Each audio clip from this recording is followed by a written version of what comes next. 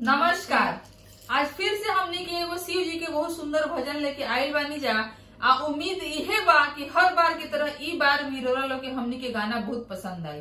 पसंद आवे तो एकरा के लाइक और सब्सक्राइब भी करी जा। आवत होई है हो, आवत होई है, आवते होई है, आवत होई है, आवत होई है हो, आवते होई है। सुन के भक्त के पुकार भोले बाबा आवत होई है। सुन के भक्त के पुकार भोले बाबा आवत होई है। लीला रप शोभेला द्वितीया के चंद्रमा, द्वितीया के चंद्रमा हो, द्वितीया के चंद्रमा। लीला रप शोभेला द्वितीया के चंद्रमा, द्वितीया के चंद्रमा हो, द्वितीया के चंद्रमा। जटावा से गंगा जी के धार भोले बाबा आवत होई है। जटावा से गंगा जी के धार भोले बाबा आवत होई है। सुन के भक्त के पुकार भोले बाबा आवत होई है। सुन के भक्त के पुकार भोले बाबा आवत होई है। अंग में विभूति शोभे गले मुंड माला, गले मुंड माला हो, गले मुंड माला। अंग में विभूति शोभे गले मुंड माला, गले मुंड माला हो, गले मुंड माला।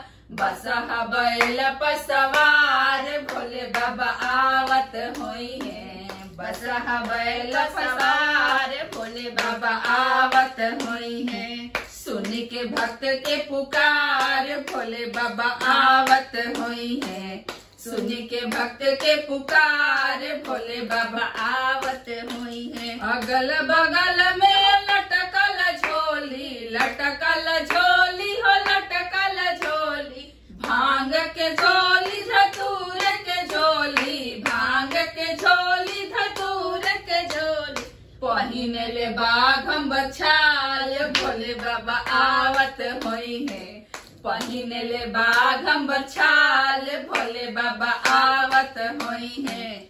सुनी के भक्त के पुकार भोले बाबा आवत होई है। सुनी के भक्त के पुकार भोले बाबा आवत होई है।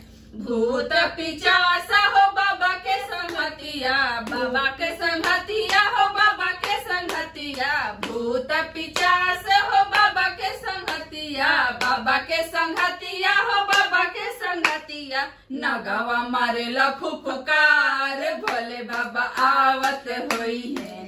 नगवा मारे लफुफकार भोले बाबा आवत होई है। सुन के भक्त के पुकार भोले बाबा आवत होई है।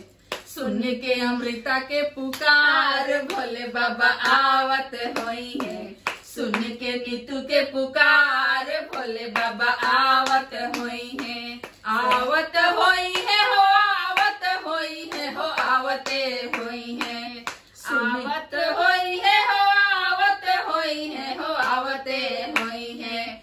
सुन के हमनी के पुकार भोले बाबा आवत होई है। सुन के हमनी के पुकार भोले बाबा आवत होई है। धन्यवाद।